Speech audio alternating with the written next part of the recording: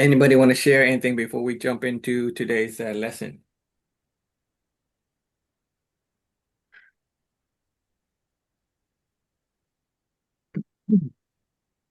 No?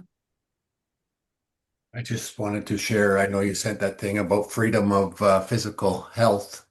Well, I'm on a journey to be an Ironman, and I started by buying a bike.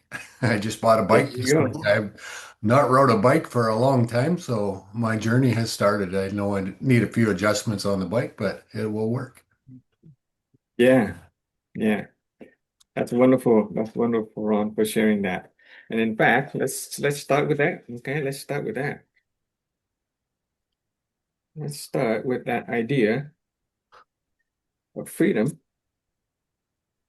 Let's see if I can share my screen.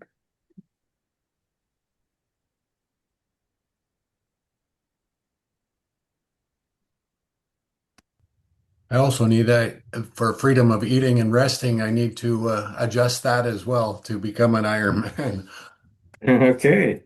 Yeah, well, we're gonna get all of that. Okay, so let's begin with a word. You can write with me. Okay, and then for today's topic, wonderful topic, very transformative topic. Okay, very transformative topic today.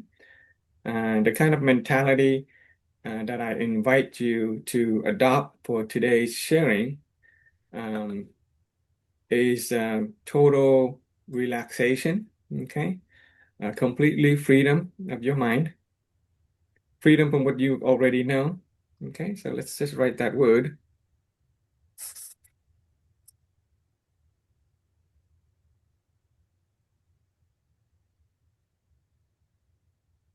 Okay, freedom. Okay, what comes to mind when you think of the word freedom or to be free? What does it mean to be free?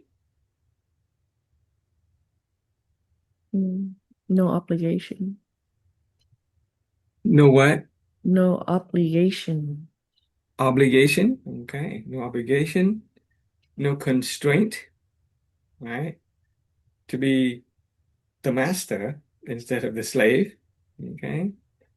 When we think about freedom, um, freedom from pain, freedom from suffering, freedom of finances, freedom with time, freedom of location to go anywhere you want, be anywhere you want, to do whatever you want.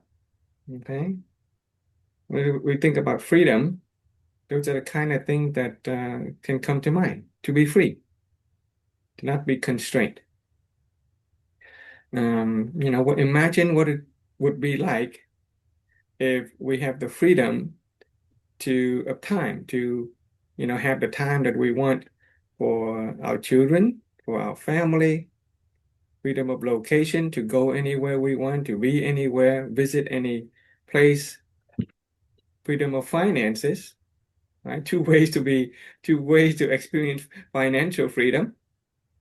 And one way is to do what Jesus asked, to give all your money away and no longer be attached to money. Okay, that is one nice way to do it. Okay. Another way to be totally free with finance is to have so much money that we never have to look at the price when we buy anything. We can purchase anything for anyone. We can afford anything. Okay, so those are two ways to be financially free. Okay. Um, freedom from pain, right? Freedom from pain. We're talking about health, physical health. Right? Imagine what it would be like to do 10,000 squats and not feel tired or pain. Right? Today, Ron is going to participate in an exercise where he will hold his hand up and rotate his hip for 5 hours. Okay, so Ron is going to be free from his bodily constraint today. Okay, I went through that myself. It was a very interesting experience. Okay, freedom from physical constraint. Okay, freedom from mental constraint. Right, freedom from fear, freedom from anxiety, from worries. Remember those six self-limiting self-awareness or six barriers that we talked about on the first day of the journey, right? Fear of criticism and judgment from other people. Fear of not being good enough, self-trivialization. Fear of not having enough resources, not enough time, not enough knowledge. What would your life be like if you were free from all of those constraints? Right? So what would your life be like if you were free from all of those constraints? Well, there's a good news. Um, Today's topic, we will be looking at humanity. Okay, we will look at human nature. In previous session, we looked at what it means to have the good seed within us. Okay, remember the law of causality. A seed will bring about the fruit. Whatever seed that we sow, we are going to reap the fruit of that same seed. And we looked at it from the scientific perspective. Right? The scientific perspective, this scientific method, the root cause of life, the formula for the root cause of life, that is looking at the seed within us with respect to the scientific perspective. Okay? Today, we're going to discover what the good seed within us is from a religion and spirituality perspective. Okay? Whereas science is great at giving us a lot of answers to our life, and science sometimes can run into limitation. Okay? It cannot experience, it cannot explain many of human life experience, including peace, freedom, health, relationship, and even finances. Okay, it cannot explain our inner being to a degree that makes life satisfying. So we are forced to look at another source of information and knowledge. We're going to look into religion and spirituality, and we're going to borrow some ideas from world religion. Okay, particularly some Buddhist religion, some Christianity. Okay, we're not here to preach religion, but we are here to borrow the ideas and concepts that have been adopted by religion in understanding humanity, in understanding ourselves, understanding freedom. Okay? And so I invite you to write down the phrase. I'm gonna draw this phrase from the Bible, but but I'm going to draw it, and then we're going to analyze it a little bit and see if we can make sense out of it and make use of it for our advantage. Okay. In the Bible, there's a saying, you will know the truth and the truth will set you free. You will know the truth and the truth will set you free. Okay. As we said before, freedom from pain and suffering, freedom with time, freedom with finances, freedom with our body, freedom to rest and sleep as needed whenever we need to, freedom of speech, freedom of religion, freedom to assemble. Right? Those are the basic human rights that have been guaranteed by the United States Constitution. Freedom of speech, of liberty, of happiness, the pursuit of happiness. Okay, so freedom. But on a deeper level, we're talking about freedom from the constraint of fear and anxiety and pain and suffering. Okay, so freedom. So in the Bible, there's a saying, you will know the truth and the truth will set you free. Christians have a certain understanding about that mean. To them it talks about Jesus and heaven and things like that. But you will know the truth and the truth you free will set you free. You will know the truth and the truth will set you free. We already got the sense of what freedom means. So let's take a look at the word truth. Okay? You will know the truth, and the truth will set you free. So, what is the truth? Okay. If you already know the definition from the previous class, don't say it. But when you think about the truth, what is truth from what you guys know?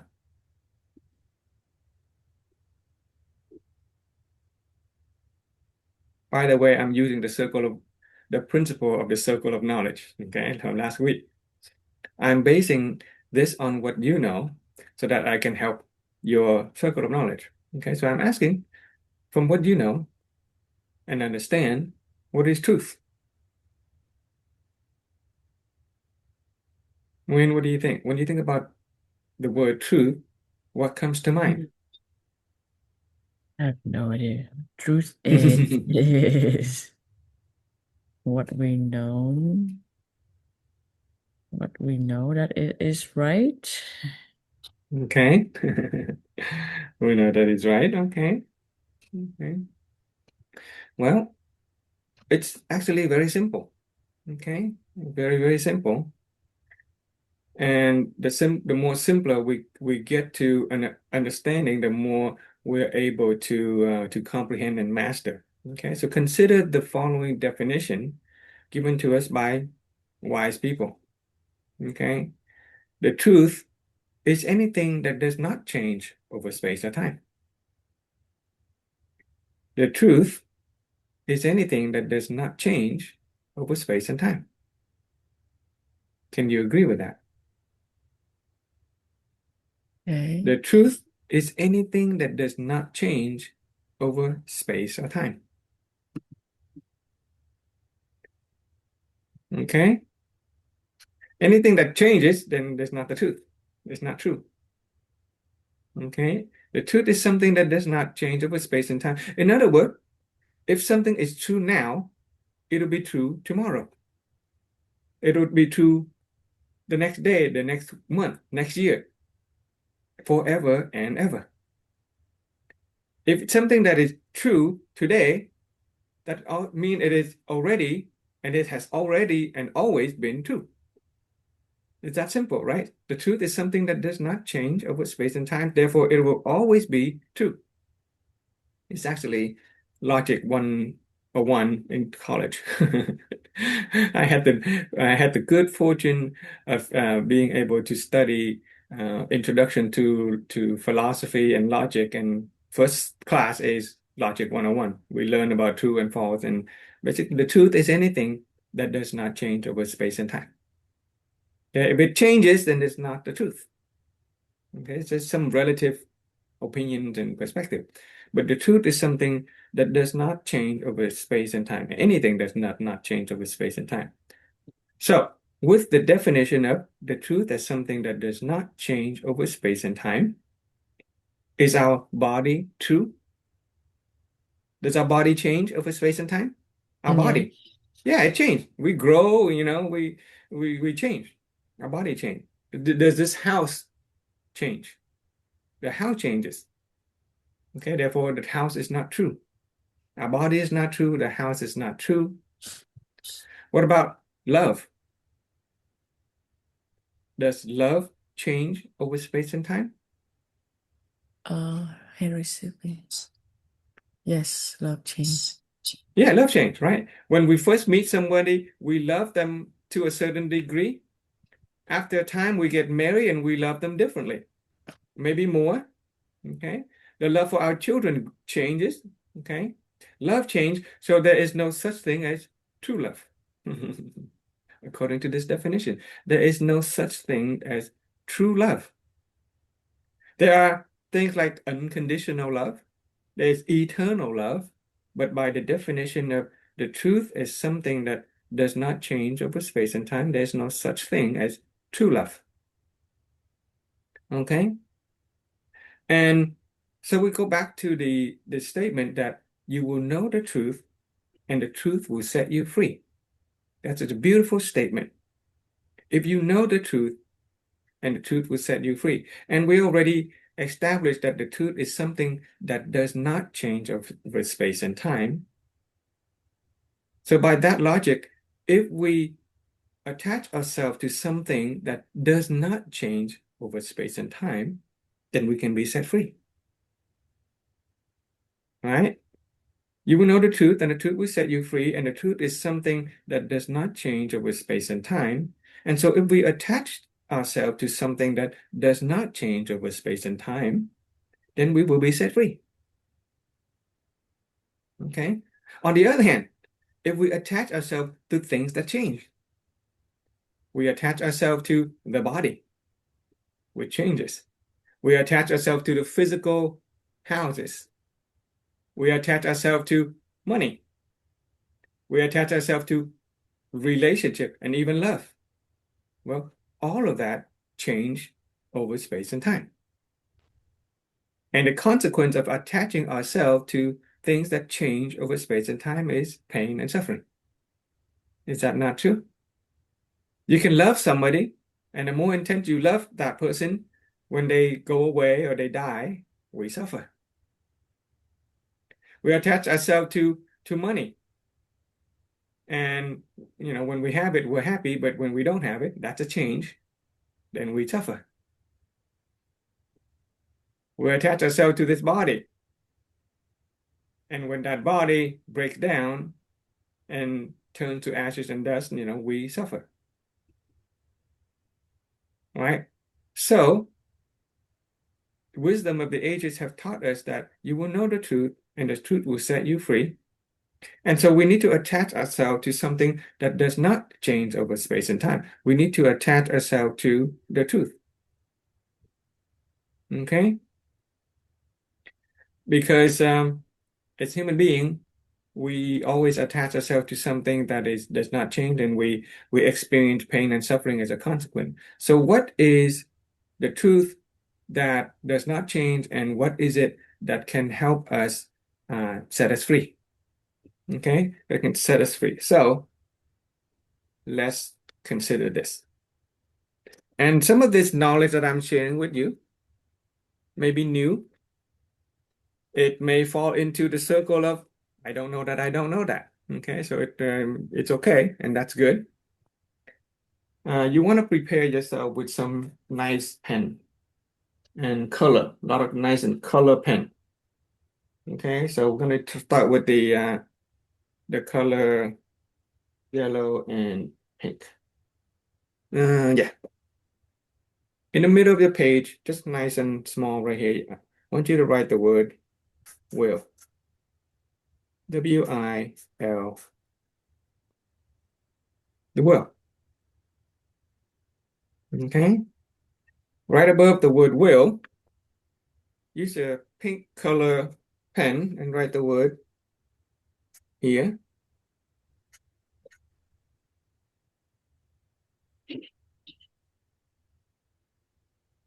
To the right of the word will, write the word see. Right below the word will, write the word talk. And to the left of the word will, give some space and write the word know. K-N-O-W. The will to hear, the will to see, the will to talk, and the will to know. Okay, and use the yellow pen again. If you don't have yellow, use orange or something. You want to draw a circle around the will to hear, the will to see, the will to talk, the will to know. A nice yellow circle.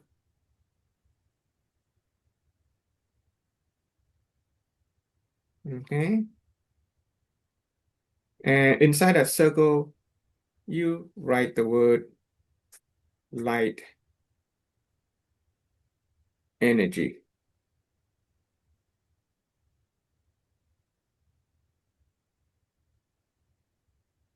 Okay, light energy.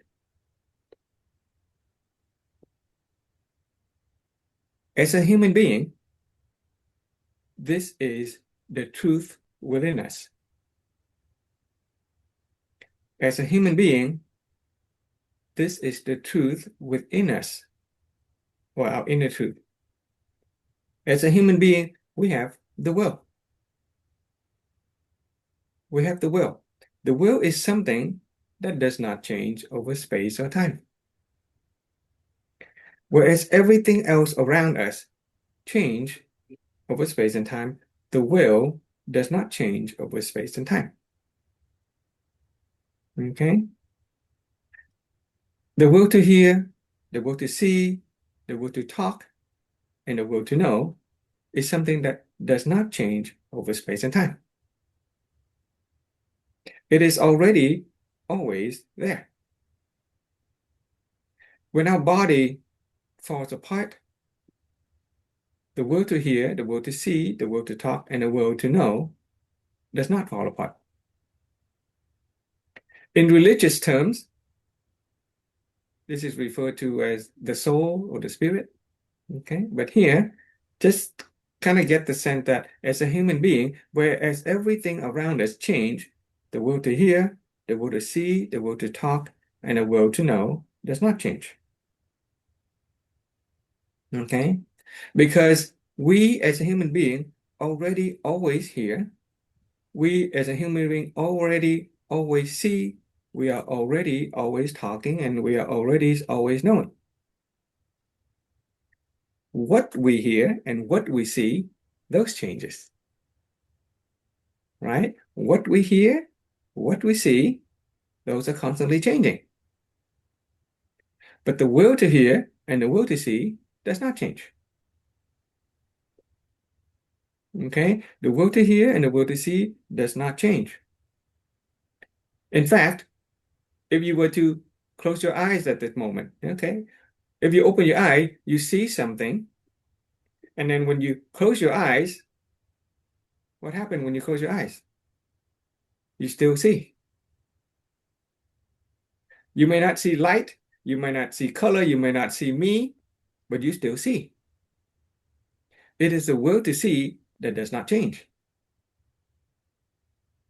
If you use the ear to hear, okay, last week we talked about listening. If you hear the sound changes.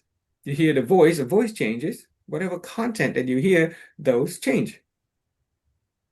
But the will to hear does not change. You close up your ear, you can still hear. If you don't hear sound, that you hear no sound. It is the will to hear that does not change. Okay? And similarly with talking, what we say and what we talk about is always changing. The words are changing, the talking changes. But even when we don't open our mouth to talk, are we still talking in our head? That's called thinking, right? We are always constantly talking. So the will to talk does not change. It is already always there. And once you start to know, what we know change, right? When we were little, we know very little. As we grow older, we learn more stuff, so we know more. But once you know, you cannot unknow anything. So the will to know is always there, and that's what makes us human beings. The will to hear, the will to see, the will to talk, and the will to know is the truth within us, and that does not change over space and time. Do you guys get that so far? Yeah. Okay.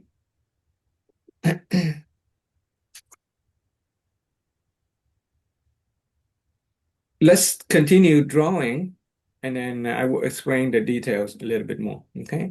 What we are about to draw is something called the human energetic structure. The human energetic structure. We already begun with the light energy from inside of us. Okay. And the rest is the human energy structure. It is also known as the map to human nature. Okay, so next we're going to draw the human nature, starting with some orange color. Right outside of this yellow circle on top, you write down the word reception.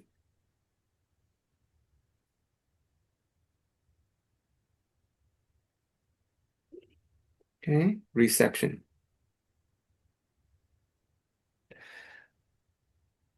At the bottom, right below the circle, you write the word expression. So on top of the circle, you write reception. Below the circle, you write expression.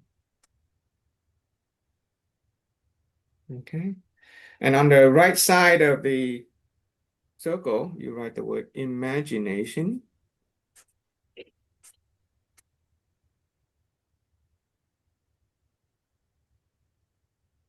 Okay. Imagination. And on the left side of the circle, there's the word cognition.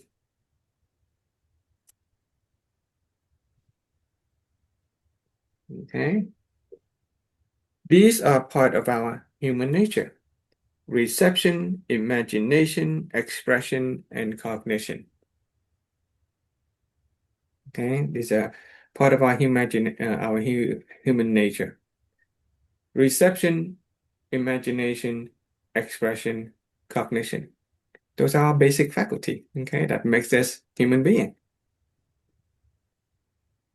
Right outside of the circle, the only circle of reception, imagination, expression, and cognition, you want to use color green. Yeah. And you want to write the word wealth.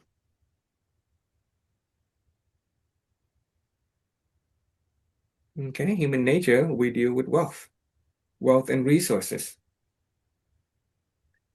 We deal with form. Okay. Okay. And we deal with identity.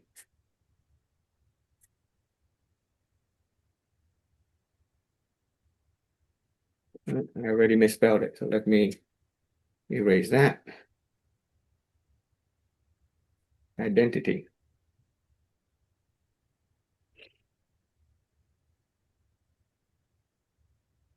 Okay. And continuing the circle, we write down the word eating.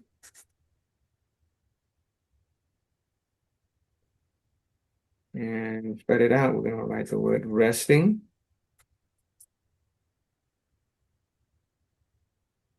Okay. And you can draw some dot to connect those words, showing that they are all on the same level of circle. Okay, wealth, form, identity, eating, and resting.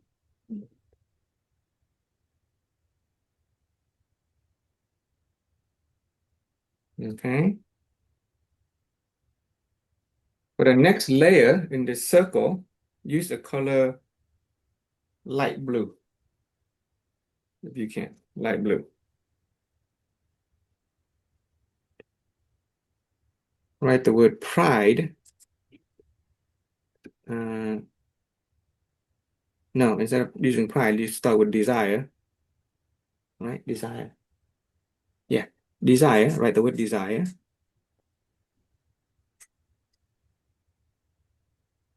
Okay, we'll go really slow.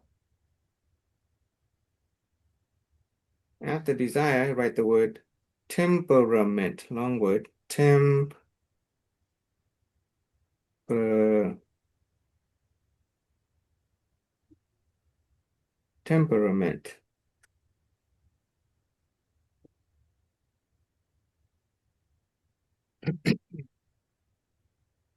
The temperament, write the word.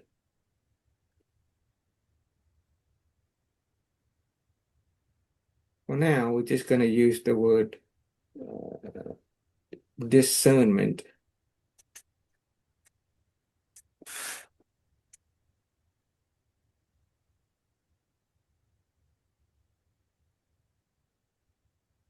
Discernment.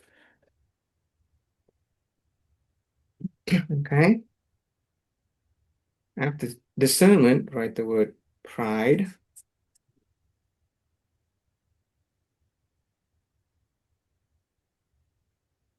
Okay.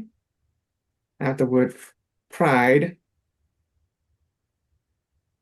write the word belief.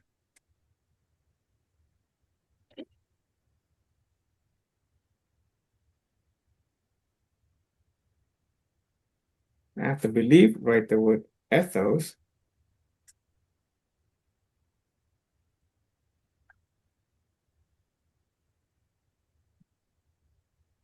And finally, to close the circle, write the word view.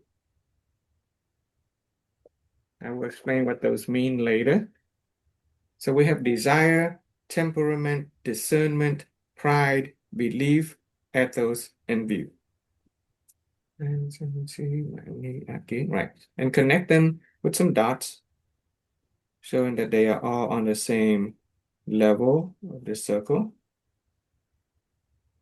Those of you who have done studied this before, some of the words are different. Once again, I beg your magnanimity. It is in the process of evolution. Okay, it's getting closer and closer to the true meaning.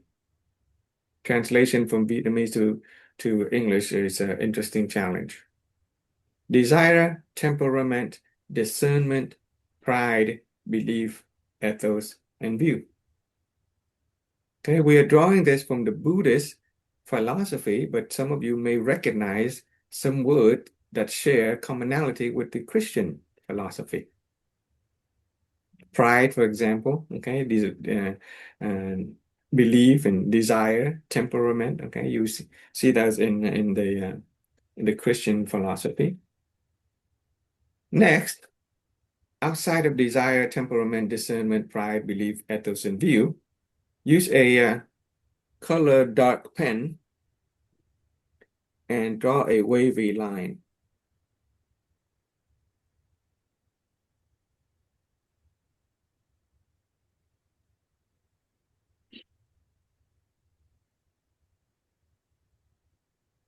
Draw a wavy line, okay, with the dark pen, dark blue. And then you want to draw another wavy line with a color, with a red color. And this red and blue represent a positive and negative electromagnetic energy field. Okay, red and blue represent positive and negative energy polarity.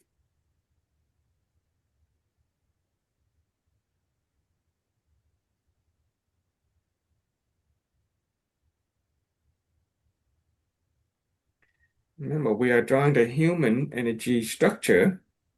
So we have positive and negative energy as a human being. Okay. On the next level, let's use some color brown. Let's use color brown. At the bottom of the circle, write the phrase 84,000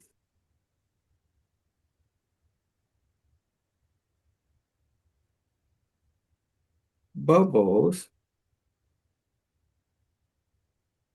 of illusion.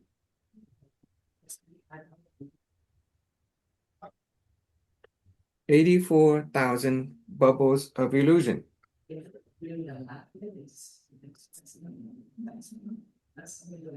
Okay. And on the top of the circle, you want to write the word emotion.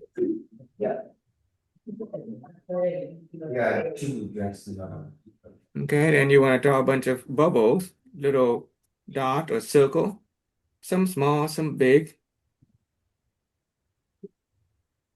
Bunch of circles, small little bubbles representing emotions. Look this up. Okay, 84,000 bubbles of illusion representing 84,000 fleeting emotions. Okay, I'll put another layer of bubble there. Take some care in drawing this human energy structure. also known as the map of human nature. Because if you have a map of human nature, then you can navigate your own nature. You can understand yourself and other people. And if you can understand yourself and master yourself, and you can understand other people and master your relationship with other people, you basically take full and complete ownership of your life and human experience. Okay, 84,000 bubbles of illusion representing the emotion. And then right outside of the emotion layer, find a purple color pen and write down the word four element body. Okay, four element body. And at the bottom of the circle, on the same level as the four element body, using the purple pen, you write the word earth, water,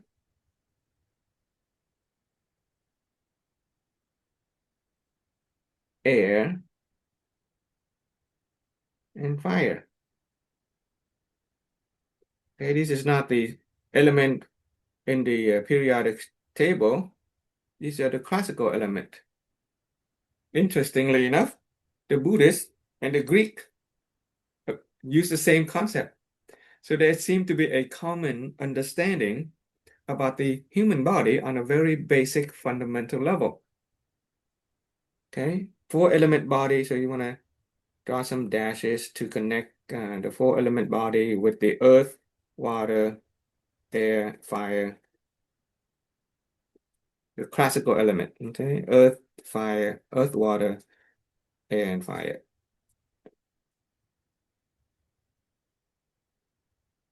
Draw some dashes connecting that so that it's on the same line.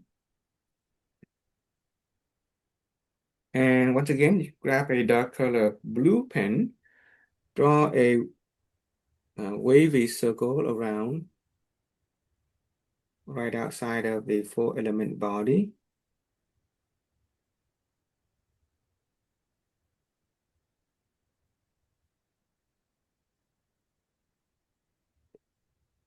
We mentioned being free of our physical constraint.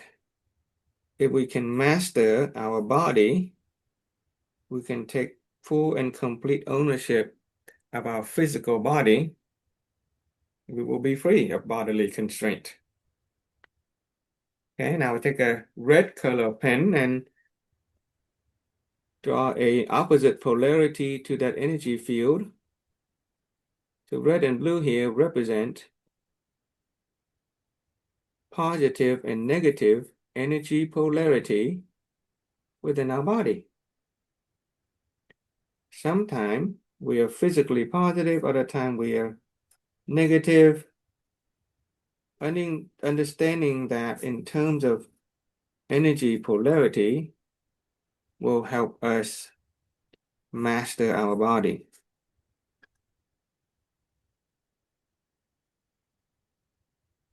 and free us.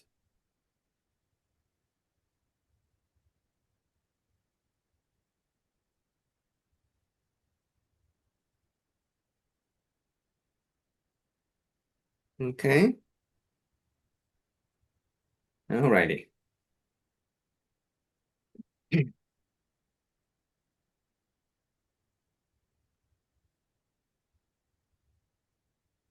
So what you're looking here is a human energetic structure,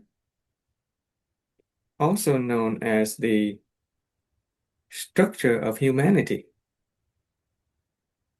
Okay, this is the structure of humanity. Everybody has this structure within them. It is also known as the map of human nature. And I will explain what that means later, map of human nature. Okay, map is something that we use to navigate.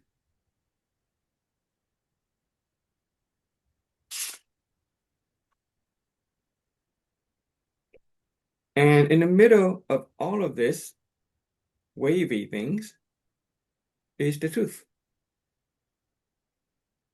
The will to hear, the will to see, the will to talk, and the will to know is the truth within us. And it is the most precious thing we have.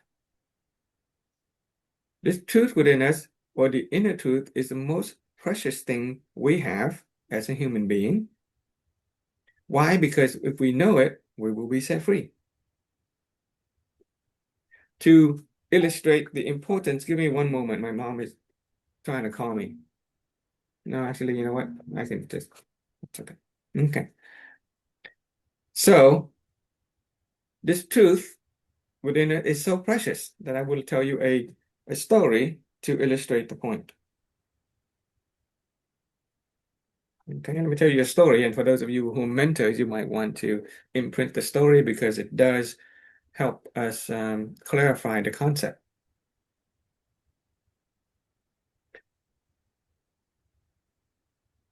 Long time ago, okay, when you want to pay attention to this, okay, so the story about this truth is that long time ago, human beings and the demons used to live in the same world.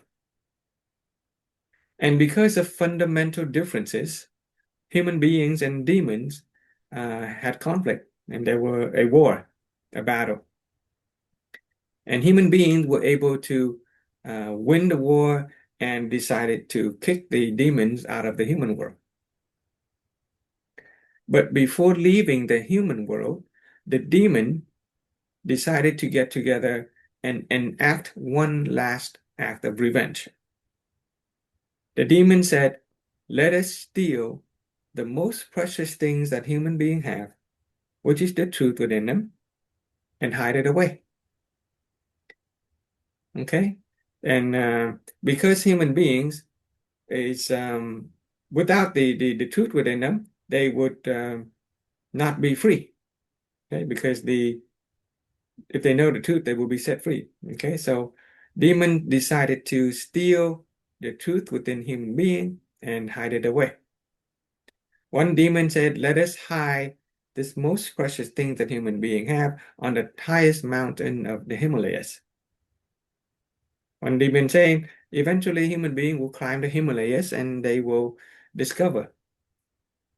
Another demon saying, "Let us hide this most precious truth within a human being and in the jungle." Another demon saying, "A human being will eventually, break down the forest and they will discover whatever we hide." The third demon saying, "Let us hide the most precious thing that the human being have in the deepest of the ocean." The demon said, eventually human being will build submarines and ships and they will dive to the deepest ocean and they will discover whatever we hide. And finally, a wise old demon said, "I know. Let us take this most precious thing that human beings have, the truth, and hide it so deep within themselves that they will never be able to find it." Okay? Let us find the truth within human beings and hide it so deep within themselves that they will never be able to find it. Why? Because human beings tend to look outside of themselves for peace, for happiness. And because human beings, we always look outside of ourselves for peace and happiness, we will never be able to discover this truth, which has already been hidden deep, deep inside us. But fortunately for us, there are beings of enlightenment who pointed to us that we don't have to look anywhere. We just have to look inside. 2,600 and some 80 years ago, a prince from India by the name of Gautama Siddhartha discovered this truth. And he pointed out to human beings that you don't have to look anywhere. 2,000 years ago, a carpenter from Nazareth discovered this truth. And he said, "You will know the truth, and the truth will set you free."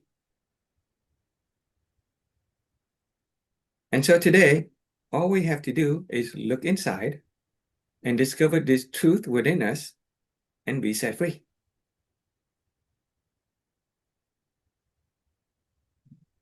And the truth is simply that. As a human being, we already always have the will to hear, the will to see, the will to know, the will to talk. And if we attach ourselves at any moment in time, at any time we need to, we just go back to this truth, come to the recognition, come to the awareness that there is a will to hear, the will to see, the will to talk, and the will to know, and will be set free. It is like the oasis in the middle of an ocean. Imagine you're lost at sea, and there's a storm going about, hurricane, winds are blowing, and waves are crashing. Those are the waves here. You see the wave? The wave of desire, the storm of temperament, of discernment, pride, belief, ethos, and views. The chaotic desire and imagination for wealth, form, identity, eating, and resting. Those are the waves of the ocean of life. And if we are lost in it, we keep on looking outside, we will continue to be lost. We'll continue to experience pain and suffering. But instead of looking outside of us, instead of being drowned in all of these waves of desire and imagination, we look inside. We look toward the oasis. We look toward the light energy. Imagine this will to hear, the will to see, the will to talk, the will to know is like a beacon, a lighthouse. The purpose of a lighthouse is to guide ship safely. And so if we can recognize that, oh, there is always this light within us, the truth within us that does not change over space and time, then we will be able to set ourselves free from the pains and the suffering of desire and imagination. And as a human being, we have all of this nature, 16 human nature, okay?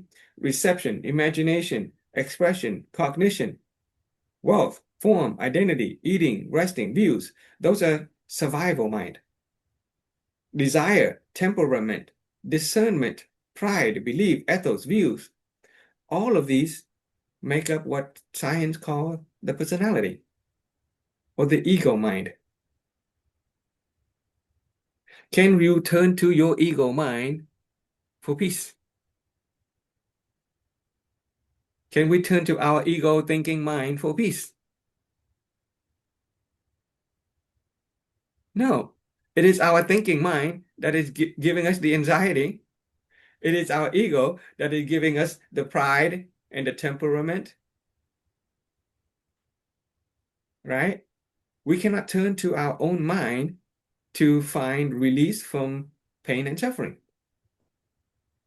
Because it is the thinking mind, the ego and the pride and the desire and the belief and the ethos and the views, all of that is causing us the pain and suffering. But we can turn to something that does not change over space and time. Whereas desire has positive and negative polarity, temperament has positive and negative polarity, discernment, pride, belief, ethos, views, wealth, form, identity, eating, resting, they all have positive and negative polarity. It is like being in a wave, ups and down. Sometimes we feel good, sometimes we feel bad. Sometimes we think of another person positively, sometimes we think of them very, very negatively. And that is pain and suffering. But there is a light within us. There is a truth that does not change. It does not go positive or negative. It is always there. And if we know how to attach ourselves to that truth, we will see the light within us and we will be set free from all of those pain and suffering.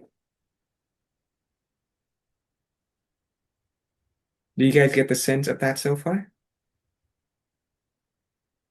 Okay, you might not don't have to understand everything, but can you get the sense, at this moment, I'm calling on your experience of life.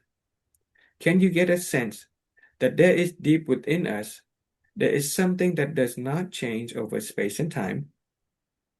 And if we can attach ourselves to that balance, the light within us, we will be free. Yeah, yeah.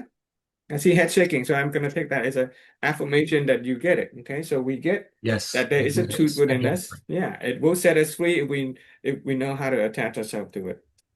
Okay, so in order to master it, let's do the following. We are going to simplify it. Okay, we're going to simplify it. So instead of this complicated looking map, we're going to draw a simplified version of that map. A master is an expert is anyone who can simplify the complicated. Okay, an expert is anyone who can simplify the complex, and from simplicity, it will lead to mastery.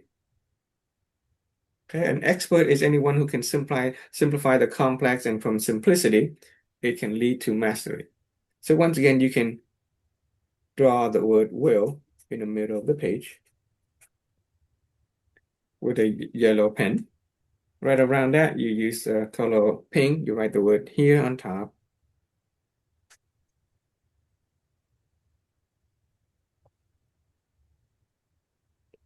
And you write the word see on the side, on the right side. And you write the word talk on the bottom. You write the word no on the left, representing the word to hear, the word to see, the word to talk, and the word to know. Okay. And then draw a circle of yellow around the will to hear, to see, to talk, and to know, representing the light within us, the truth within us, the light of truth. Okay. And here we're going to examine some common usage, some common usage of language. Okay, so we need to establish a usage convention, okay, a concept convention, so that we can simplify the whole concept and begin to master it. Okay, so right below that, um, write the word folk. So in folk language, on the side here, write science, scientific language. And down here, you can write the word religious.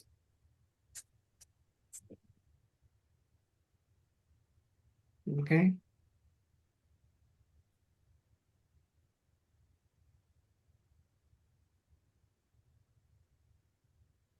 With the, oh, okay. With the deepest part about self, okay, the deepest part about self, we use the scientific, we begin by using the scientific words like the truth, okay? The truth within, the inner truth, to the truth.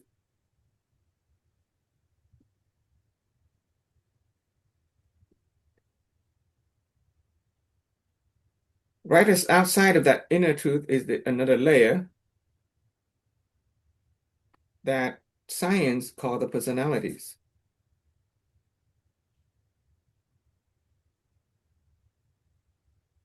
Personality.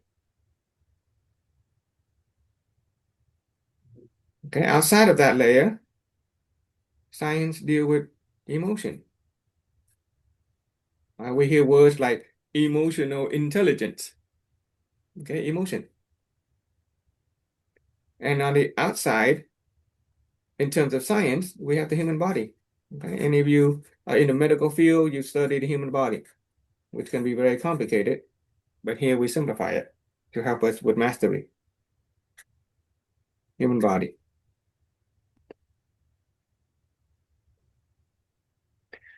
Down here in religious term, let's label a different level. Level inside we label one at two, three, four. So we can associate different levels of the human, the map. Okay, with the religious view, we hear things like the soul or the spirit. Okay, in Buddhist, it's called our Buddha nature. Buddhism call it the Buddha nature,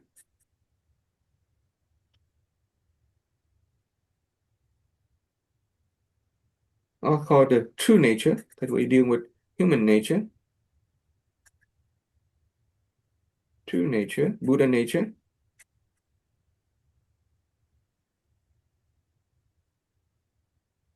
Right? Soul and spirit, that's more like a Christian concept, right? Buddha nature, true nature, that's a Buddhist concept.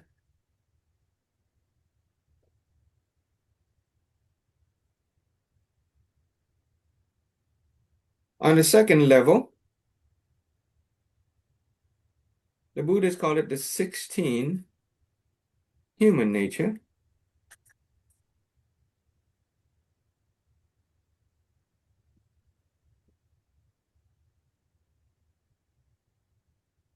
Okay. Christianity, interestingly enough, sins. Okay. Ever heard of the seven deadly sins? Anybody? Yeah, know the seven deadly sins? Yeah. Pride is one Yeah. of them, right? Greed and avarice, sloth and envy. Oh, yeah, that's human nature. Okay. Buddhism has called it 16 human nature. Christianity call it sins. Okay. On the third level, on outside of the human nature, um, the Buddhists call it 84,000 bubbles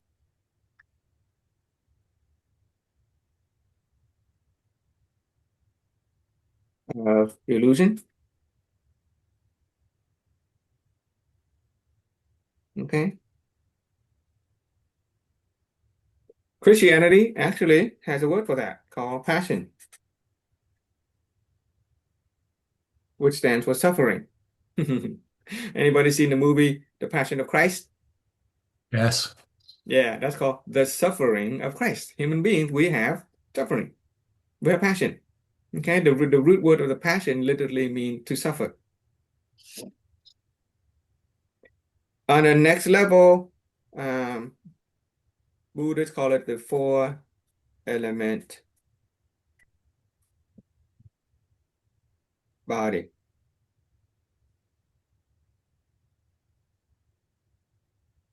Okay, four element body.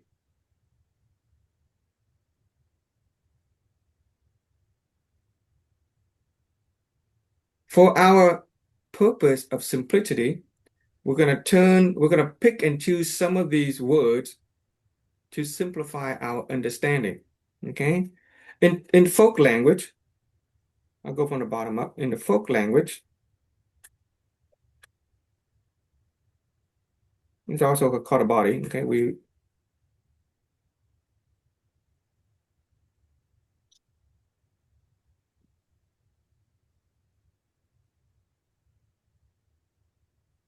understand the body. Okay, number four, it's body. With number three, on the level of emotions and passion, we talk about feelings.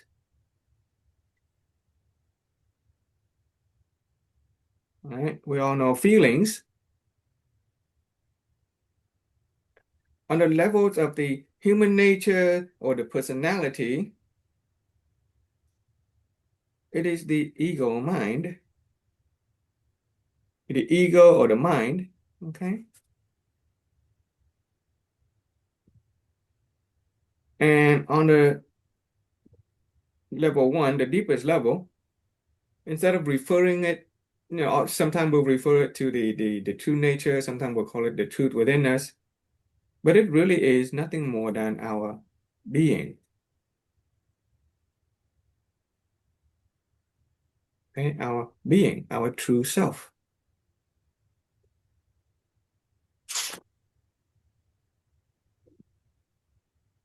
Okay?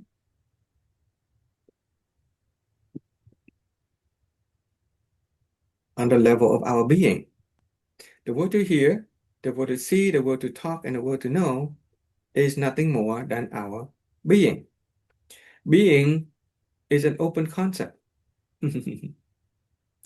Okay? Um, and so in terms of convention, in terms of usage convention and conceptual convention, okay, we need to agree on the use of language so that we can understand each other. Okay? So when it comes to talking about human nature and our map of a human nature and our the human energetic structure, this is the way we are going to go about understanding it. So right outside of this circle of the world to hear, the world to see, the world to talk, the world to know, which we understand as the level of our being, the next level, we simplify it by calling it mind. Okay? So instead of calling it personality, we're going to call it the mind. Okay? The inner level, we call it the being. Okay, we're going to pick and choose the ones that is most simplified.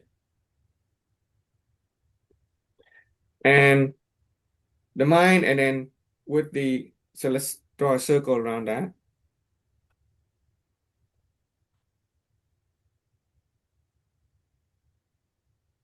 And I'm going to leave a little gap right there. I'll explain why we do that later. Draw another layer outside of the mind and leave a gap. Okay, and that level is the emotion. The mind and the emotion. Are we familiar with those concepts? The mind and the emotion, right? Those are simple to understand concept. So we're going to pick those two words so that we can simplify it, leading to simple mastery of it. The mind and the emotion. Okay. Outside of it is the body. We're not going to worry about the body for now, but we know that it's outside of that is the body. In fact, yeah, okay, yeah. Okay.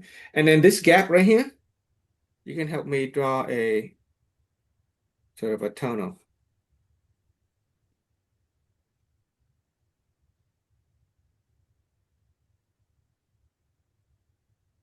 Okay. The, the being, the mind, and the emotion. This is us establishing a convention of use of language. The being, the mind, and the emotion.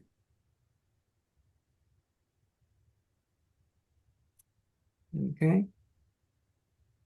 So as a human being, in terms of our experience of life, experience of each other, experience of things and event, okay, in terms of experiencing life, okay, things like health, things like relationship, things like finances, okay. Whenever we encounter an experience, we refer to that as a message from the external world.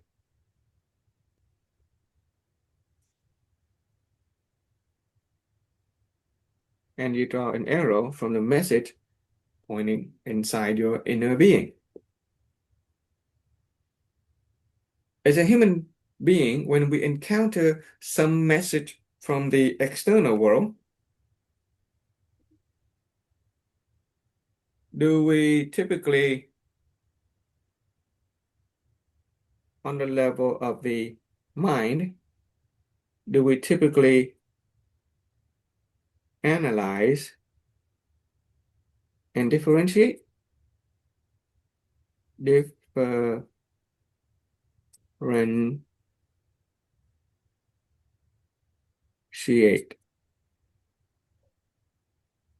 Differentiate. All right? When we encounter a message, we start to analyze. We start to differentiate. Good, bad, good message, bad message. Okay. On the level of emotion, typically, what do we do with our emotion? Do we usually react? When something happens, somebody call you crazy or somebody you say pretty, you react. But instead of reacting, here we're trying to master ourselves, right? We're going toward mastery, and we already learn the principle of light.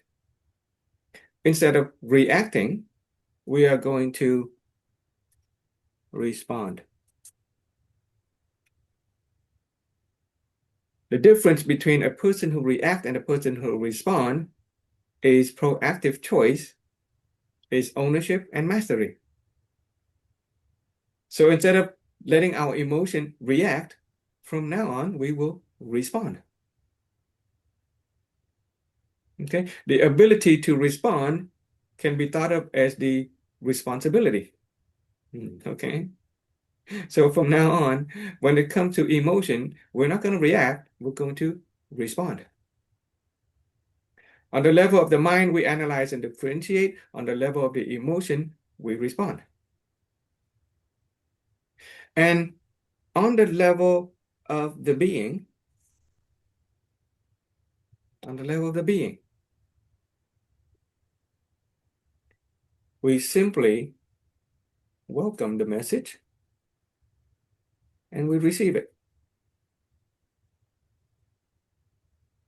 So welcome and receive, welcomely receive, however you want to say it. Okay, on the level of being, we welcome or we receive it.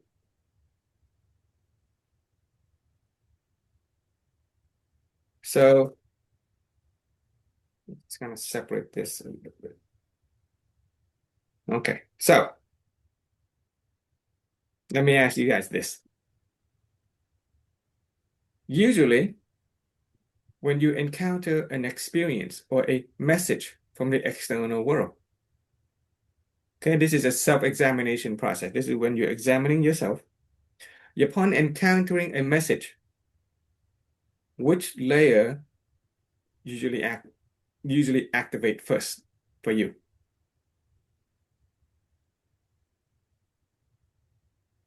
For example, if I say that you're really pretty, which layer activates first for you? Or the mind. Your mind, you start to analyze? Yes. Like what Okay. you're saying that is it true you're saying that or Yeah. Yeah, your mind activates. Anybody here, when I say pretty, I thought I just saw chị Hoa. Oh, Min, you're really pretty today. Anybody have an emotional response? Some people have an emotional response to a message, where other people jump straight to the analytical mind. I What think about something a little stronger? Say what, Ron? I think when told they're pretty, they go to their emotion right away. They're happy. And when it's a negative one, they're going more to their mind. Maybe. Okay. Some people, when there's a negative message like, hey, you're crazy. Oh, you're crazy. You're stupid. Yeah. They might not analyze, but they might feel angry. They may feel upset right away. Right? So let me ask, so Wayne is a little distracted. Oh, well, this part is so transformative, but I guess it's not a vibrational match for it. Okay, that's okay. So yeah, but so we get that sometimes as a human being, sometimes we respond to things emotionally and sometimes we get analytical. It's kind of depend on the message, right? Sen said that, oh, if I could say that he's pretty, he's gonna start to analyze. But if I say something, you're really stupid, Sen, Still have a then you might jump straight to the emotion right away. For some, Yes, you're right. yes. Yeah, then sometimes you jump into the emotion right away and you don't even give yourself a chance to analyze it. So sometimes it's emotion, sometimes it's the mind. Sometimes we Yes. respond to it, sometimes we analyze and differentiate. Goes to your emotion, you And react right away. yeah, yeah. But here's the thing. Here's the thing. Is it not the case that before you analyze it, okay, before you analyze it, before you respond it, just like when I'm holding this up, okay, I just hold this up, boom. I just hold this up, boom. Before you get a chance to analyze it or respond to it, what has to happen first? you know it exists. You're seeing it. Yeah, exactly. Before you analyze it or feel something about it, you have to see it first. It is the will to see that activate first. Right? When I hold this up immediately, you have to see it first or hear it, right? If you don't have eye, then I'm talking about, I say the pen or something that you hear the sound first, you see the sound, you see the image first before you analyze or you respond. So it is a fact, if not the truth, that as human beings, we always welcome and we receive the message first. We always receive the message first with our being, with this truth within us, with our true nature. We always see and we already receive the message first before we analyze or before we respond. But why is it that it feels like the emotion and the mind is in control? Why is it that it feels like the mind and the emotion is in control? Because we're not seeing the truth within us. Exactly. Because we have not given enough space and time. We have not given enough chance for the being to do the perceiving. We have not given our true self a chance to truly hear and truly see. And so we mistakenly think that our mind is in control. We mistakenly think our emotion is in control. But it is a fact, it is a truth that as a human being, we already always hear. We already always see. And therefore, the being, the already always seeing, the already always hearing, encounter the message first. And when you first encounter the message, at that instantaneous tiny moment when you first encounter the message, you're not analyzing yet. You're not feeling yet. There is no emotion and no mind yet. And so you're at a balance. Before the mind and the emotion jumps in, we as a human being are already always balanced. We as a human being is already always balanced. Whenever we encounter any message, we begin in a state of balance. It is only when we allow the mind and the emotion, which are governed by this positive and negative energy polarity, that we begin to think positively or negatively, that we begin to feel positively or negatively, that we begin to suffer. Do you see that? It is the mind and the emotion that causes the suffering. It is not the message. Because when we first encounter the message, it is our being that just receive it. It's just a message. It's just a message.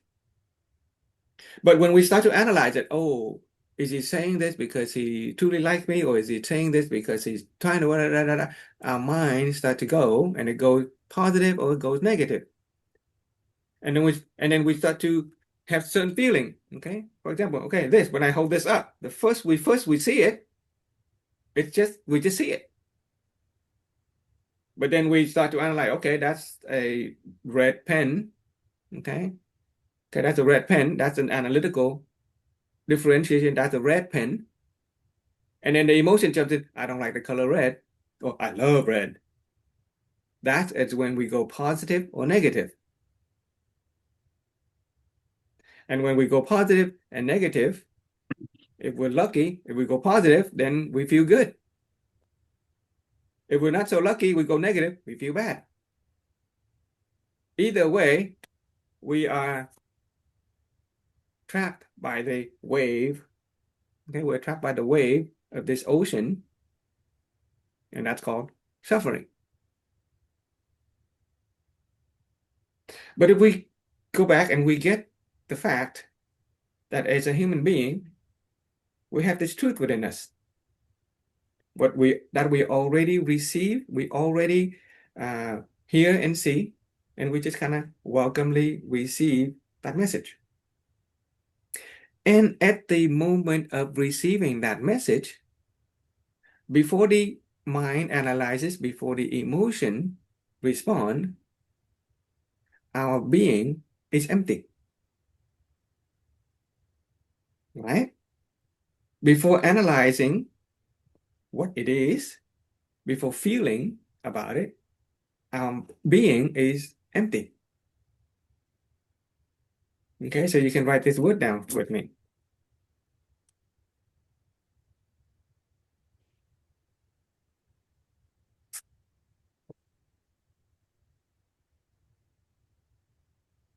Emptiness of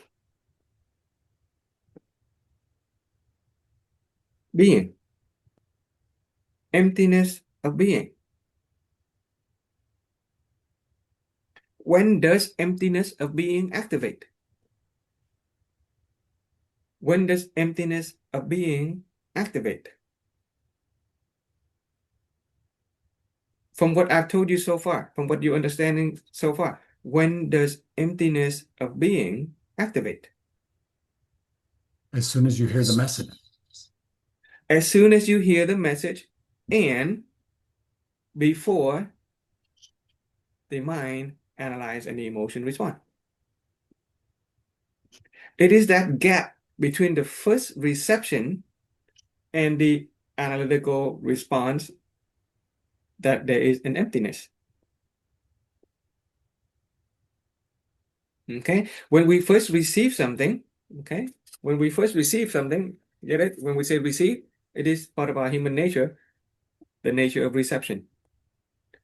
Okay, it is part of our nature. It is very close to this circle of the light of our being. It is very close to it. It is not yet positive or negative. We just receive it. When we first receive a message, we are very balanced. Before we start to analyze, before we start to feel, we are empty. We're actually empty. What this is only become a pen when we start to analyze it. What this is only red when we start to analyze it and differentiate it. And what this is makes us feel good or bad only when our emotion comes in. But the moment of first receiving it, we are empty. And that space between the first reception and the analytical response is emptiness of being. There's no content just yet. Recall the formula for the root cause of life. There is a saying, the essence of all things is empty. The essence of all things is empty. The essence of all things can only be empty when our emptiness of being is activated. The essence of this is only empty when we are empty. Because if we are not empty, if our mind is full of stuff and emotion, then this has already become something. You guys get that? Emptiness of being activates when we first receive and before we start to analyze. And as long as emptiness of being is being activated, then all things are essentially empty. When emptiness of being is activated, then the essence of emptiness of all things is officially activated as well. Our ability to see this as nothing depends on our ability to activate this emptiness of being.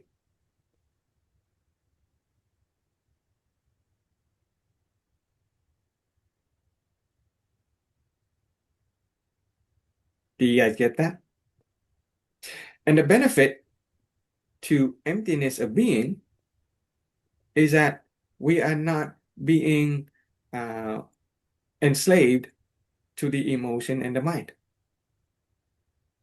The benefit of emptiness of being is enjoying ourselves on the oasis instead of being drowned by the storm. Emptiness of being is being on this oasis of the true hearing, the true seeing, the true talking, and the true knowing, being totally and completely balanced, being totally and completely free from pain and suffering, free from time, free from even our bodily constraint, because all of that is part of our analytical responses.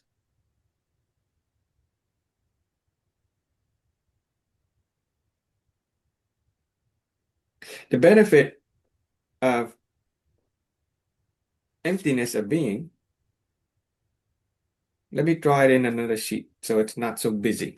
Okay, let's draw that nice simplified version of the human energetic structure again.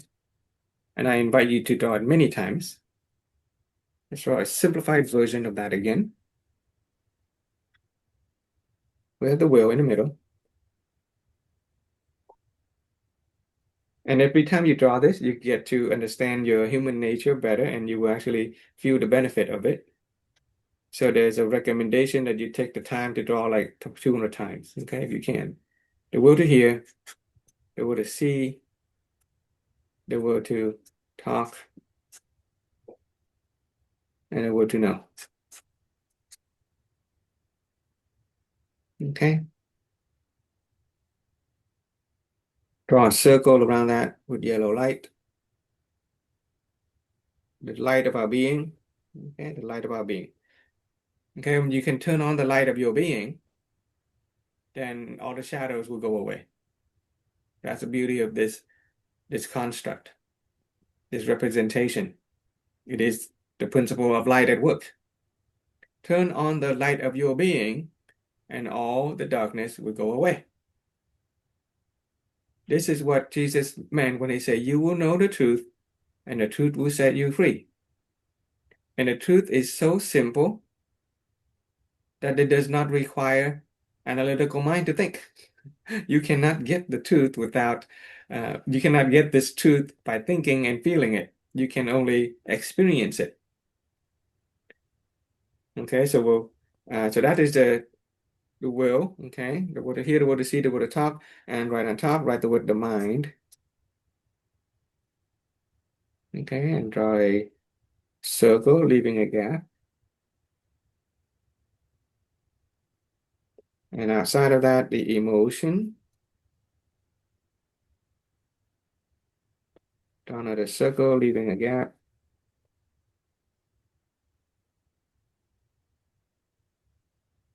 Okay, and then draw a tunnel.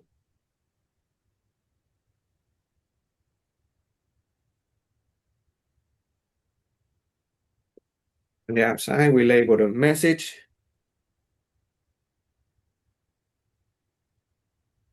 Anything that we encounter, any experience is nothing more than a message from the external world, and we encounter it. And by the convention, okay, by convention, we use our mind to analyze and differentiate. Long words, I give some space for it. Differentiate.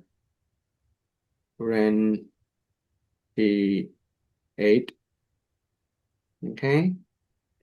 With the emotion, instead of reacting, we now respond. Okay. With the being, the level of the being, we welcome it or we receive it. And if we can welcome a message and receive it, we will be very balanced. And here's the benefit. Here's the benefit. If we can welcome and receive a message with true balance, without analyzing it, without responding to it, then here comes the benefit. We experience a state of serenity. Okay, serenity, which is tranquility and inner peace. Okay, with serenity, there is peace, there is joy. Tranquility, serenity, tranquility, inner peace. The benefit of receiving a message truly, with the will to hear, the will to see, without judging it, analyzing it, responding to it. The benefit of receiving a message truly is you experience serenity, which is a state of joy and peace. Peace and joy. There's joy in it too, not just peace. Okay, so when we say inner peace, that's just only peace, a part of it. True peace will give rise to joy. So that's why I use the word serenity instead of just inner peace. Okay, inner peace itself is a little limited. And okay, now that you have serenity, now you're serene, you're in a state of serenity and serene, you get to make a choice. After that space of emptiness, after that emptiness of being, okay, after that gap, you allow yourself enough space and time to experience that serenity, that balance, peace, and joy. Then you can allow yourself to analyze and differentiate. You can allow yourself to respond. If you're going to respond, out of all the 84,000 bubbles of illusion, why drown ourselves in negativity? Why drown ourselves in the negative response? Why not choose a positive, beneficial response? And fortunately for us, both science and religious and spiritual tradition have given us one very effective way of responding, one beneficial way of responding to anything. This way of responding will improve our health. It will attract wealth. It will enrich our relationship. Okay, we will talk about the power of this way of respond in an upcoming session. It is responding with honoring,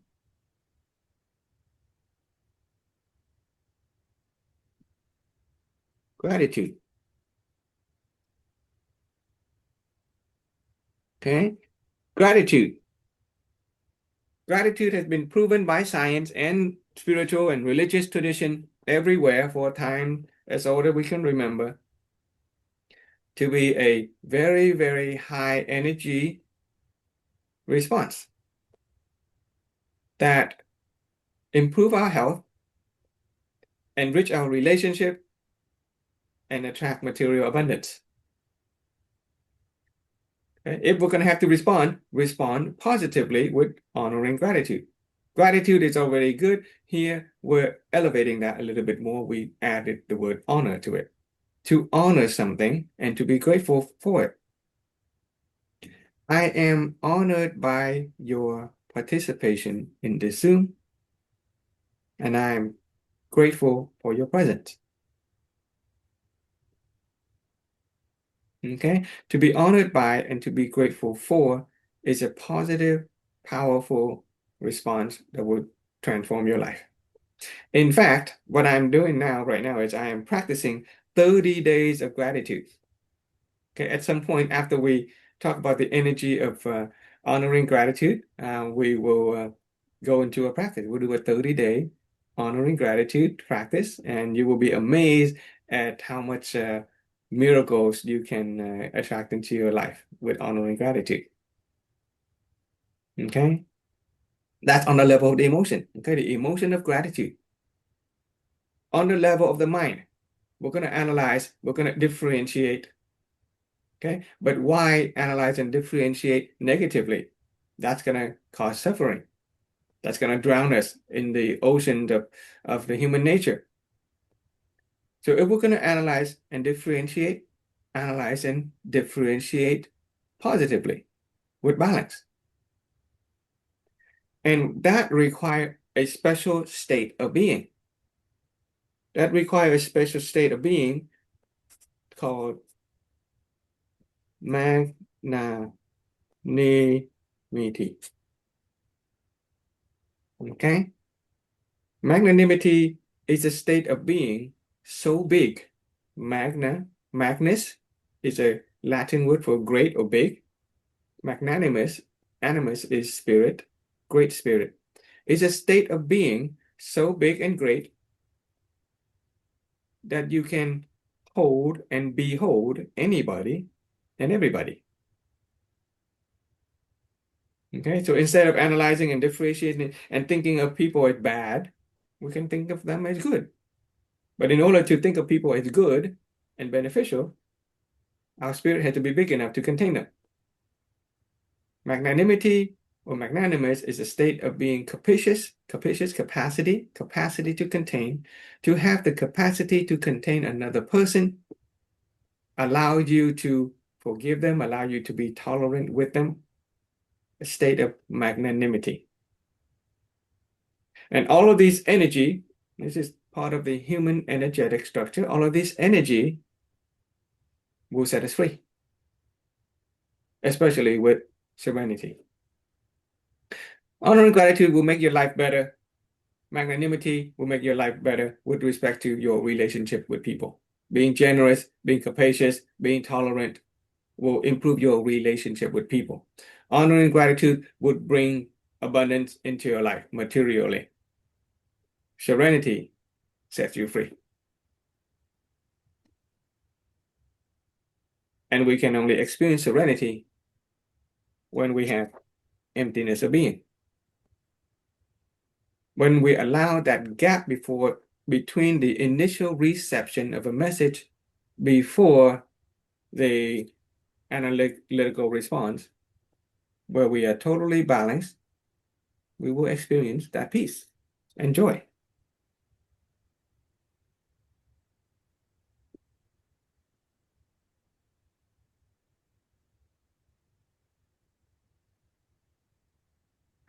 What did you guys get out of that?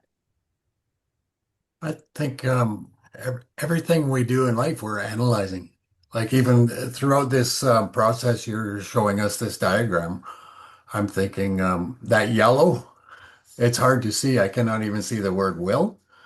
So I'm analyzing that. There's everything we do, like even throughout the process, we're always analyzing something. Okay, good. So now you recognize that you are dominated by the mind. Mhm. Okay? The question is, does it make your life better? For me, Does it it give doesn't you matter peace? because I know what the word is, but for other people that Yes. Okay. I'm at peace with it, yes. There you go. Okay, there you go. Yeah. But I just using that as an example for everyday life. We're always analyzing something like and take things for granted, like we the emptiness of the pen. We already know what it is, so we don't really think about it. We don't it's labeled, but we don't think about it. Just we know what it is. We just go for look for your pen or whatever. But yeah. Thank you, Ron, for sharing that. I do invite you to spend more time in this space of Hmm. emptiness, Yeah. right? Even though you have gone through the philosophy, the knowledge, multiple times, Hmm. it is always a benefit to see if we can stretch out this space of emptiness, even right now. Even right now, right? There's that need to analyze and express your analytical um, differentiation of the pen and the color. Yeah. That is your experience of life at this moment. It is an experience that is dominated by the mind, Hmm. right? Do you get that? Your Yes. experience of life at this moment, it is being dominated by the mind. And yes, there's not a lot of positive and negativity in it, okay? There's not a positive, so you're not experiencing suffering, okay? So that's good. Hmm. At the same time, I invite you to elevate your awareness to another level and spend more time in the being part, right? Yeah. Can you allow yourself that space when you look at this and okay, so it's yellow and it's hard to see, that's the mind, but immediately can you let it go? Yeah. Yeah, can you let it go? And just okay. There's that talking. I can hear the talking. I can hear the mind saying things that it's analyzing. It's saying yellow, yeah, but okay, I just know it and then let it go. Instead of instead of letting it control you and forcing you to open and speak, which is Yes. fine. But see if you can take control of it, master it, and say, you Yeah. know what? I don't need to see. I don't need to talk about it. I don't need to talk about it. I don't need to feed it any more energy because the Yeah. more energy you feed it, the more you get stuck in that same circle. You can get out of it, and No, you I'm will just not kind of using experience. Hmm? I'm just using it kind of as an example of how we go through. Yeah, what you're experiencing now, and I invite you to examine what you're experiencing now is a wonderful state of magnanimity. You're being very tolerant, you're being very capacious, very forgiving, but you're still in the level of the mind. Hmm. Ah, see? So I'm very grateful that Ron has reached a state of magnanimity. He's very tolerant of the fact that it's yellow and it's hard to see. Okay, he's not blaming me for it. He just know that it is. But it's still on the level of the mind. Okay. Later on, when we talk about wisdom, we talk about levels of wisdom, one, two, three. You will get a little bit more, and you will find that sometimes there's no need to say anything, and just be at peace with it. And it's a very rewarding experience. Okay, called serenity, which is peace and joy. Okay. And we rotate through different uh, energy level. We rotate, human being, we can't maintain serenity all the time. We can't maintain that emptiness of being all the time. That would be weird. We rotate, we jump down to the level of magnanimity, where we analyze, but we still allow people to be. We tolerate them. And then we jump down to honoring gratitude. We are grateful for our present. We're grateful for the lesson. And as I'm grateful for you. Okay. And we rotate back to serenity when it's appropriate. The ability to rotate among different energy level, di different awareness and wisdom level is called mastery. Okay? It is mastery of our own human nature Okay, let's have somebody else share what they are thinking. And I know I'm using my analytical mind, but after learning about, you know, what, what information, the, the treasure trove, I'm analyzing that, but analyzing the information and trying to analyze what I'm learning from it and how I can experience it. And I'm also analyzing how, inner peace. That's why they tell you to practice mindless meditation, Mhm. right? Mindfulness, okay, which is a Mindfulness. funny words because we're here, here, mindfulness is a wonderful practice. Okay, I practice that. We all practice that. We'll learn about mindfulness when we talk about the energy of serenity. But even with mindfulness, mindfulness is paying attention to what you're doing, paying attention to the moment, paying attention to it. That's giving full and complete, attention to the moment. Which what that does, the practice of mindfulness, the benefit of that is it narrows down your focus down to that single moment in time and space, and so you're blocking out everything else. And so it's very beneficial. However, it is still limited because the word mindfulness is full of mind. Okay. You're still focusing on what is happening. You're focusing on the what. Here, we invite you to elevate yourself to another level. No mind. You're not even focusing on what's happening. You are just just receiving it and then you let it go. That's a whole new level. We'll get to wisdom level 3 later. But I get what you're saying, right? You get it. Mindfulness is a wonderful practice. It narrows down, it focuses, and it eliminates 99.99% of the noise and the positive and negative responses. It focuses on only the what, but still focusing on the what is still something that is still part of the mind. That is why I call mindful, full of mind. Here we invite you to go no mind.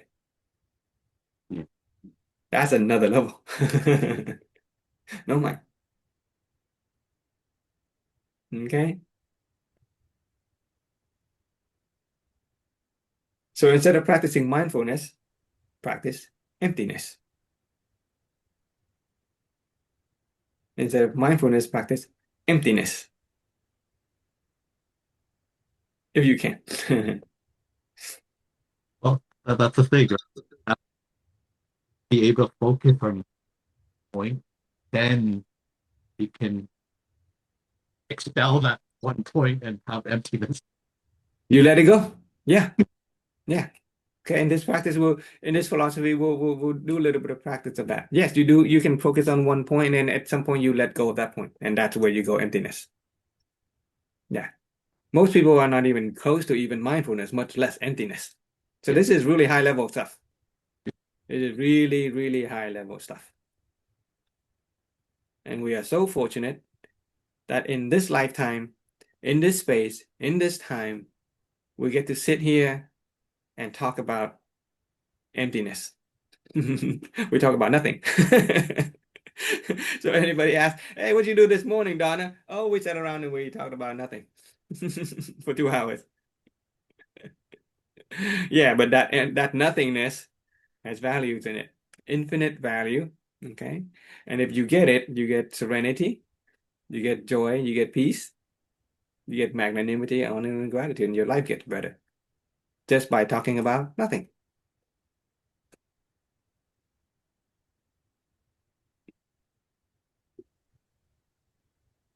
Jihua, you wanted to say something? Yes. Good morning, Thầy Frank, and good morning, everyone. That was like a wonderful statement. It's like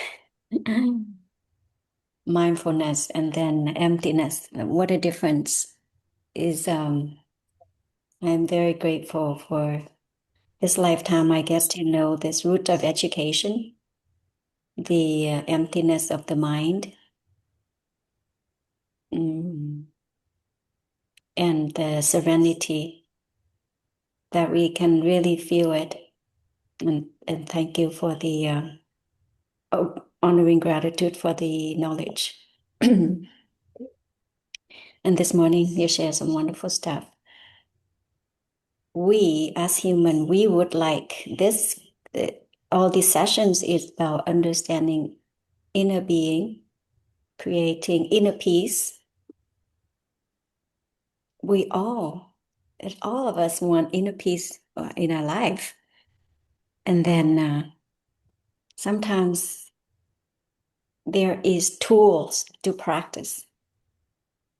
And why sometimes it's not so effective yet, because the mind, the 16 human nature, it come in so fast that it took over. So this is good information that you share this morning. Is when everything's emptiness, then we can start scratch with light shining in whatever we do or whatever we want to say, whatever things are. And what I like is from serenity, then we can go into honoring gratitude and or magnanimity. So it's the key to me to receive today again is just go into the emptiness first, the serenity first. Even it is super unpleasant, even it is outrageous, it makes no sense at all.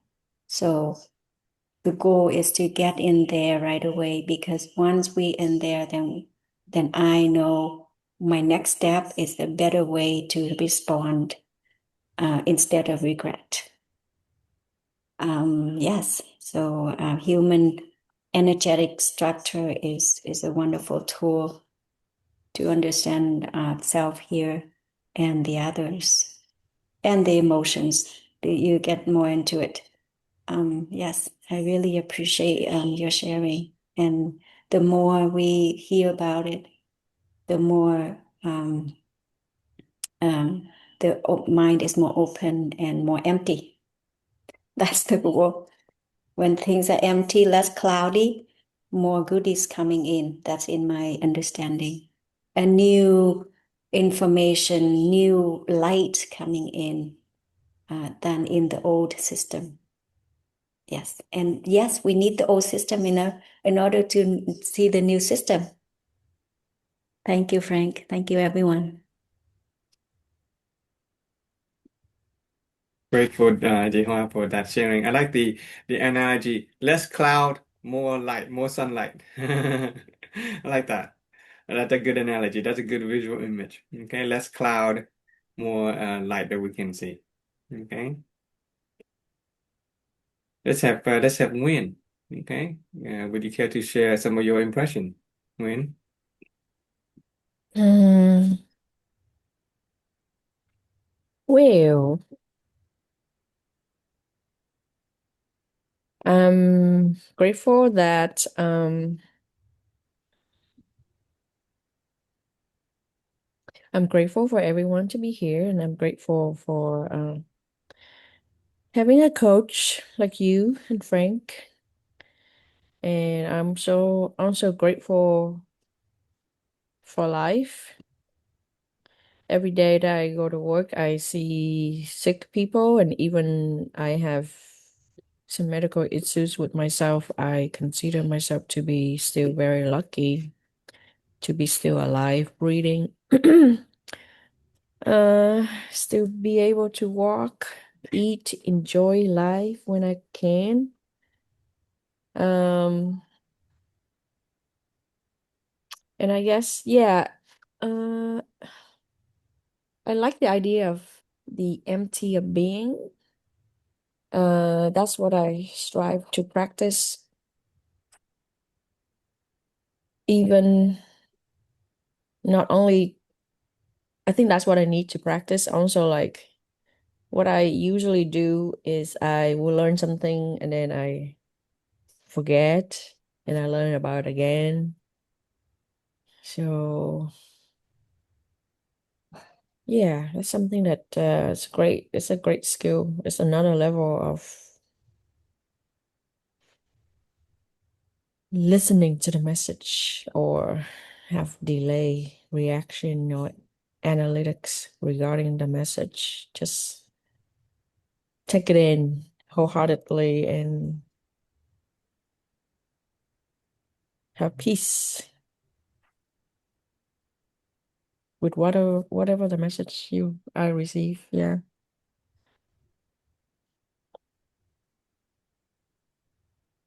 I don't know what else. That's it. That's great. Okay, yeah, that's great. Thank you for that expression. Okay, of your understanding. Okay. Let me share with you another connection that may be beneficial to you. Okay, if any of you are still experiencing bodily ailment, okay, bodily ailment, health issues, right? The four element body, the earth, water, air, and fire. Look at this map of human nature. It is also the map of the human energy structure. And everything is interconnected from the inside out. Okay? If we are, if our body is experiencing a state of, let's say, negativity, illness, undesirable experience in our body. If our body is experiencing some negativity, then we have to understand that it is connected to the emotion. Okay, we literally, as a human body, we feel our emotion in our body. The, the emotion in the body is interconnected. A person who is sad literally feels it in their heart. A person who is angry literally gets stomach, ulcer. It is the emotion and the body is interconnected. That is why it is drawn, attached to each other right here in the same level, and they are subject to the positive and negative energy polarity. So if we are experiencing negativity in the body, which is illnesses and ailment, okay, then it is the case that there is some bubbles of illusion here that is negative, that we're holding on to. Okay.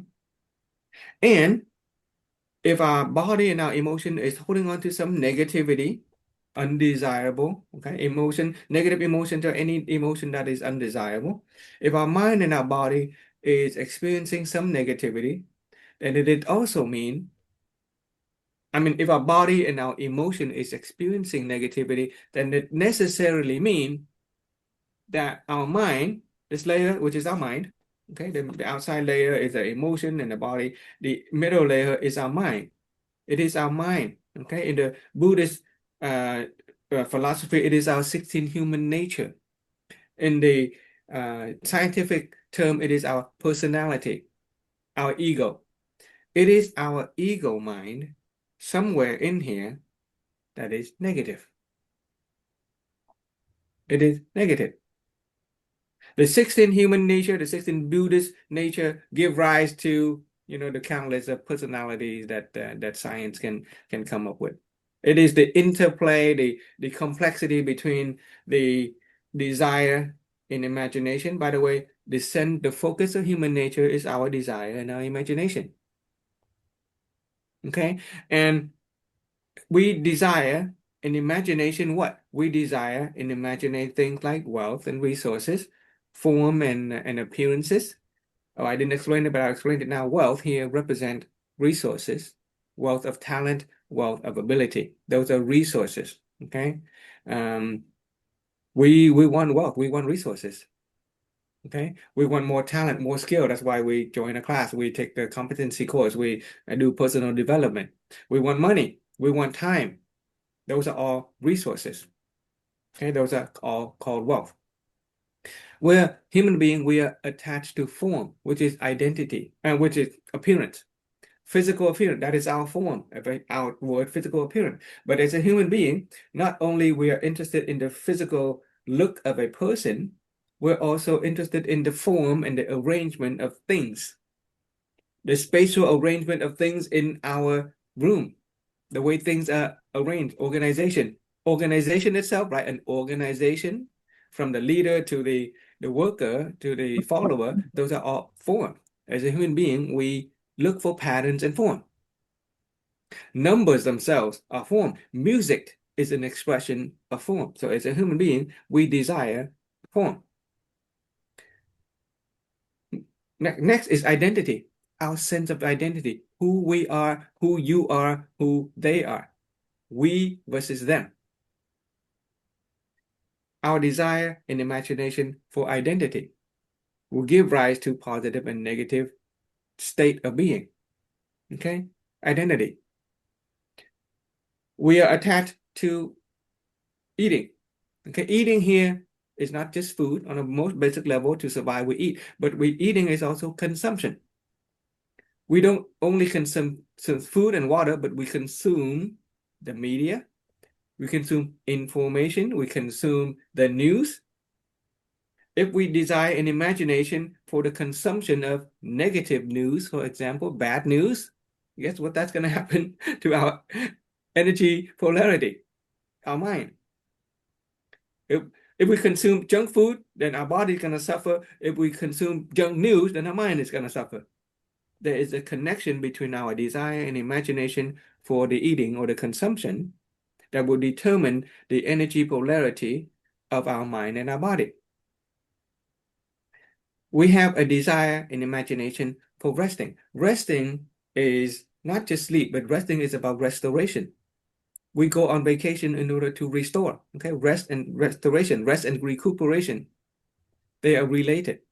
And the degree and the polarity in which we desire and imagine wealth, form, identity, eating, and resting, okay, will determine the rest of our nature.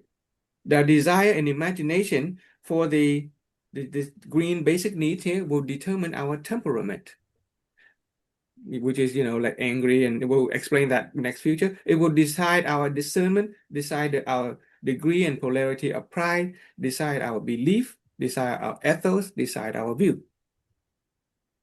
But the focus of human nature is desire and imagination. That's why we begin by, in a subsequent day, we talk a lot about desire, principle of alignment with our desire, principle of inquiry in alignment with our desire. I asked you for your desire. What are your goals and dreams? Those are your imagination about your desire. If we can master our desire and our imagination about wealth, form, identity, eating, and resting, then we will be able to master our temperament, our discernment, our pride, our belief, our ethos, our views. And if we can master that, we can master the energy polarity. Instead of negative, we go positive. Then we can begin to master our emotion. We can master our four-element body. That too is subject to positive and negative. If we're experiencing negative in the body, that means we're holding on to negative emotion, we're holding on to negative desire about an imagination about form, wealth, form, identity, eating, and expression by way of our reception. Okay, we receive things negatively, and so we are going to imagine and express things negatively. Our cognition would relate to our knowing. We know things negatively, and so we experience negativity in life. But here, we have discovered the truth that deep within us there is this emptiness of being. When we initiate emptiness of being, we are balanced. Balanced from the inside out. Balanced from the inside out, so that our desire and imagination is also balanced. It is balanced, and so our emotion is balanced, our energy four-element body is balanced.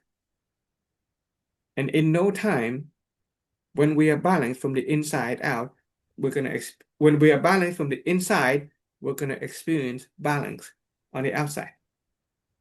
Our human body will become balanced just by practicing emptiness of being. If anybody is still taking medication, if you're still following a treatment from a physician, that's fine. You should do that. Okay, don't stop your treatment. But you will discover that as you practice emptiness of being and you become more and more balanced, then some of those physical ailments, those emotional disturbance will tend to go away.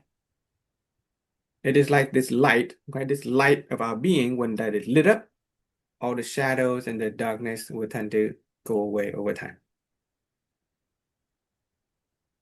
It depends on each person. Sometimes people take longer, other people is shorter. Some people transform overnight. Some people take 3 months, 6 months, 3 years.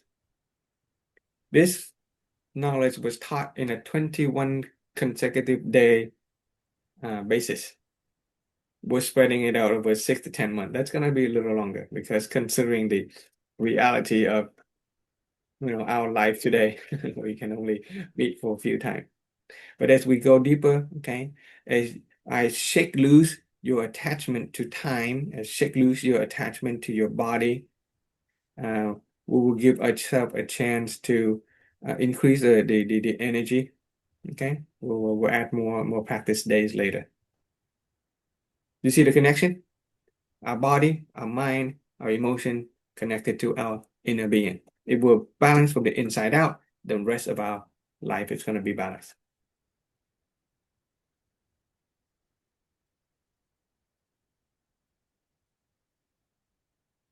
That's what it means to be free. I will see you guys on Wednesday. I don't know if we're gonna do any practice. Wednesday we'll probably continue this this path. Okay. Yes, sir. I think the exams will be on this week, right? So we Oh, may your exam? do the group exams start? We're supposed to be supporting each house, so I'm not sure how that's going to work. Oh, well, I'm just gonna keep It this starts on the keep this 22nd. program going. Okay, that's Do I fine. They have can an do their exam things. or They can do their things. Mhm. Yeah, they can do their thing, but we will do our thing. Okay, so Yeah, you choose. You can choose to I can whatever's be in both. important. Or you can record it and watch it. Yeah, I make it a point to record all the mentor exam, but I've never got a chance to go back and I've got a chance yeah, to go back and watch some of them. But so it takes several years for me to go through yes. all the recordings. And so don't worry about it. Okay, don't be attached to it either. No, I'm not attached to it. I can watch both actually, so put one on the phone, one on my computer. Okay. Yeah, but for the sake of people who's not in the mentor program, we'll just keep going. Okay. On Wednesday, we'll likely expand our understanding of the human nature. We'll talk about the positive and negativity polarity. And more you understand about your own nature, you will understand about other people's nature. And when you can master yourself and understand other people, you basically master all of your relationship in life. And that is one of the big pillar of a house of holistic wealth. You're on the way to becoming financially independent and abundant. Okay. So from now until Wednesday, if you guys haven't had a chance to do any of the previous homework, the visualization effort, go ahead and do the visualization exercise. Whatever exercise that we had before, just go ahead and do them when you get a chance. Okay. If you mentor, you're gonna have to study for your exam. Go ahead and do that too. But if you have time, go ahead and do the exercises. If you have any yeah. questions, call me for coaching. Call Thank me for you. coaching. Thank you I so need Okay. much, the Frank. link to that the Excel sheet that you created. It's in the Telegram. So if you check the Telegram, Okay. I pinned the message to the top. Okay. Okay, to link to exercises here. If you click on that, it'll open up a Google form. Put in your email, your answer, because I collect your email, your answers, and there are two exercises. You'll see the exercise of lesson impression realization. There's a form that you can fill out, and there's the exercise on clarifying image. You can do that as well. Okay. Okay. And then you will see under the exercise number 2 is you enrich yourself by viewing other gold boxes here. So if anybody fill that out, you can see it there. I don't think anybody did the exercise, so there's nothing there. So you should fill it out so that other people can feel it, can see it. Same thing with the clarifying image. You can view other people's shared dreams here, but that means you have to create your own Google Doc and then copy paste into the form on number 4. Question, just call me, okay? Call me or text me. Okay. Thank you so Okay, much. begin. Sure. Oh, I wanted to appertell the mind body cleansing, mind body purification practice that I went through. Really great for your health. You know how you, as a human body, all through time, we accumulate a lot of negativity in our body, makes up, give us physical ailment and things like that, give us diseases, especially chronic diseases, everything from diabetes to gout to whatever. Okay, we accumulate a lot of negativity, and those negativity, those they build up in our body, in our blood vessel, inside our cells. And so there is a practice of mind body cleansing, of purification, led by a Buddhist monk, who is a doctor slash a PhD in pharmacy as well as nutrition. So he's a very well balanced teacher, that he can help you uh, detoxify. Okay, basically purify your mind and your body. Our mind, we have been acquiring and receiving a lot of negativity as well. There is a process by which we can purify our mind and our body. At the result of which, after that, is you feel really light, you feel healthy and happier, and your body will transform. You can lose a lot of weight healthily and safely. Okay, be careful of medication that help you lose weight. Be careful of any weight loss program. But it's gonna happen in August. August 1, 2, 3, 4, 5, I think. Yeah, August. It'll be a Saturday all the way to Wednesday, 4 consecutive days. I invite you, if you guys can make a plan to attend. It is in Southern California, 5 minutes away from my house. Okay, if you can make a plan for a vacation or something, a gift for yourself, your health, do that. Okay, it'll be August 1 through 5. Send me a text message or in the Telegram, let me know, and I will help you set up with that. Okay. We camp in the backyard. Hi, chị. Can we camp in your backyard? Say what? I missed it. I'm sorry, a little volume. Can we in your backyard? You can camp in my back balcony, or can sleep on the couch, and doesn't matter. It'll be fun, quick. Otherwise, you can do it in a hotel. There's a hotel next door. It's a affordable one. August 1 through 5. Do you guys think you can make it? It sounds good. Which doctor is this? I think I know this one. What's the name of the doctor? Thích tâm thành. Yes. Thầy Thích Tâm Thành, you know him. I love Thanh to lập go to thân that tâm one. sống chánh niệm. Yeah. I So always I'll wanted send to you go for the I'll send you the link. Okay, send you the link in the Telegrams, and if you can, make a trip, it will be a holiday self retreat, health trip. Okay, you learn to get rid of the junk inside your body, and then you will eat very nutritious food. The food that he put together include like 12 different nutritious vegetables in it. Every other detox, program that you see out there will get rid of the fluid and get rid of the toxin in your body, but they don't know how to replenish. So a lot of people get into trouble with their health. People can die if you don't detox correctly. But this is a pharmacist, a doctor, and a nutritionist who understand that you need to replenish the body with nutrition as you are getting rid of toxin. This is a principle of light at work. You can't just remove the darkness, right? people try to do detox and they remove the bad stuff from the body and they don't know how to bring in light. They don't know how to replenish the body with appropriate nutrition. And so they lose nutrition, they become dehydrated, they lose electrolyte, and they die. Okay, so but here, yeah, we apply the principle of light. Okay, with principle of light. So I'll send you the information. I hope you guys can get together. We can make that a little bit of a day, a week, like an offline course. Okay, an offline in Southern California. We will take the time to get healthy and maybe even review the material in an offline fashion. Okay, it's long. It's 7 day in the morning, 7 o'clock in the morning, all the way to 7 p.m. So you have to be in the local space. You can crash at my house, or we can rent a hotel room together. Okay. Okay. Thank you. Already. We'll talk more about that Two later. trips at once. Huh? We're going from California to Italy. Yeah. Okay. Okay. See you guys on Wednesday. Bye. Bye bye. Have a good day. Have a good day.